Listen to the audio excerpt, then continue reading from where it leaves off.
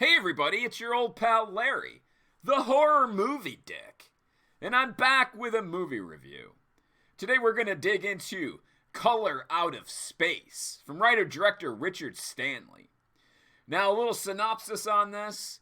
A family moves from the hustle and bustle of a big city to out into the country to live a simpler life, raising alpacas and tomatoes and shit.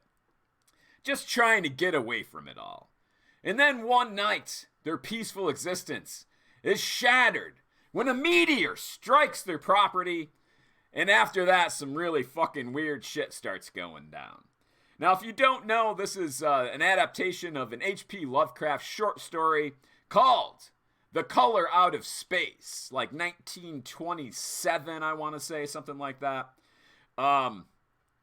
And it's not the first one. In 2010, well, there's several, but like in 2010, there was a really good German one that was more serious, black and white, artistically done, but you should check that out too if you're interested. Now, Stanley did a great job with this, though, as far as adapting it, modernizing it, while still keeping the tone of the original short story. He knocked it out of the park. Really great. It has all the dread and fucking and you just feel like you're going crazy when you're reading the short story or watching it. He kept that. On top of that, beautiful cinematography, man. This movie looks great. It's dark and foggy, but the lighting is fucking perfect. Like pinks and purples and stuff like that. Just colorful lighting fucking dark scenes. It's gorgeous. It's gorgeous. Also a great cast of characters. And obviously the standout would be our old buddy Nick Cage. Because if you're going to do a movie about people going insane, who better than somebody that's probably insane in actual life? Like, he's probably really insane, but either way, he chews up the scenery like nobody's fucking business. Holy fuck. If you're a Nick Cage fan, you will fucking love this movie. If you hate Nick Cage, you will fucking hate this movie, and probably nowhere in between. But whatever. I fucking like the dude, and he added to my enjoyment.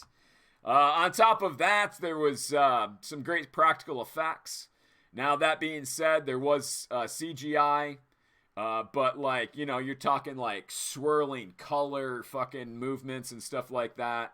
That, you know, how are you gonna do that with practical effects? But like the gore effects, that was all practical for sure. There may have been some stop motion in one scene.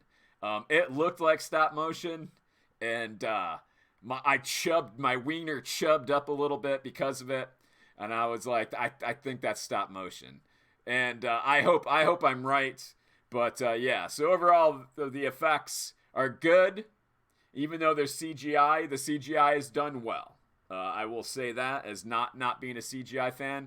But like I said, sometimes it's warranted. And swirling colors are definitely something you can't do with fucking latex. Now, I fucking love the fact that this is like, I mean, it's a total 80s throwback. Like, you could replace Nicolas Cage with Jeffrey Combs, and you would swear that this is a fucking Stuart Gordon movie. It has that fucking vibe, like, think like From Beyond, that type of deal. But obviously a different story, but it's like that. And I loved every part of it, being a Stuart Gordon fan. And Jeffrey Combs, even to the point where I was like, man, what if they had just got Jeffrey Combs? How fucking sweet would this be? And they were just like, go crazy, dude. Go crazy. It would have been even better if they replaced fucking Cage with Combs, if you will. Now, as far as stuff that I didn't like, I will say, as I said before, CGI. A lot of CGI. Even if it's warranted or not, there's tons of it. It does fit, in my opinion. Like I said, I don't like CGIs, but like, what are you gonna do? I didn't hate it.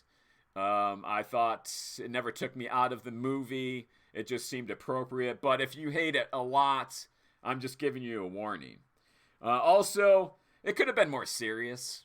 Like I said, the last adaptation I saw was the 2010 German film. I think it was 2010. And that was a serious as a fucking heart attack film. Nick Cage, as much as we love him, he does take it way over the top to the point of being goofy at points. I was watching this film and I was like, I swear to fucking shit that this guy is doing a fucking Donald Trump imitation. Nicolas Cage, like as he was getting really squirrely. I'm not spoiling anything. This story's been around since the 20s. So go fucking read it. But yeah, so like he starts doing it. And I wasn't alone, because the next day after my wife and I watched it, we were driving around and she brought it up. She was like, he was doing like a Donald Trump imitation, right? When he was going crazy. And I was like, holy fuck. Yes, I thought so too. So he had to be. It had to be. Not just I would dismiss my own opinion, but like two people it definitely sounds like Trump. But I mean, that being said, who better? If you're trying to act crazy, who better than to impersonate Donald Trump? So yeah, so like it gets kind of goofy. They could have fucking Richard Stanley could have fucking said like, yeah, bring it down a little bit, you know, like, because if you watch this a screening of this with like a bunch of fucking geeked out fucking fanboys and girls, they're gonna be laughing at it and making fun of it the whole time. And they do that for the fucking Shining, I guess, but like, whatever. Just a little bit more serious. He makes fucking Jeffrey Combs seem like fucking, I don't even know, fucking who's a fucking serious actor. Denzel Washington. Hey, there's one, I guess. So let's get to my final review, if we could, right to fucking now. And we brought Nicolas Cage back in the background, panting and just chewing it up because it's fucking awesome. That's because. So, the burning question, as always, would I recommend you watch this? Holy fucking shit, yes!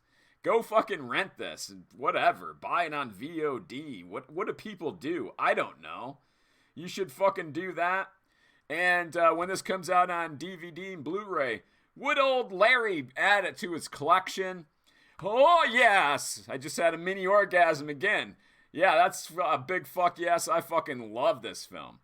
And on top of all that, the first of 2020. Let's do it.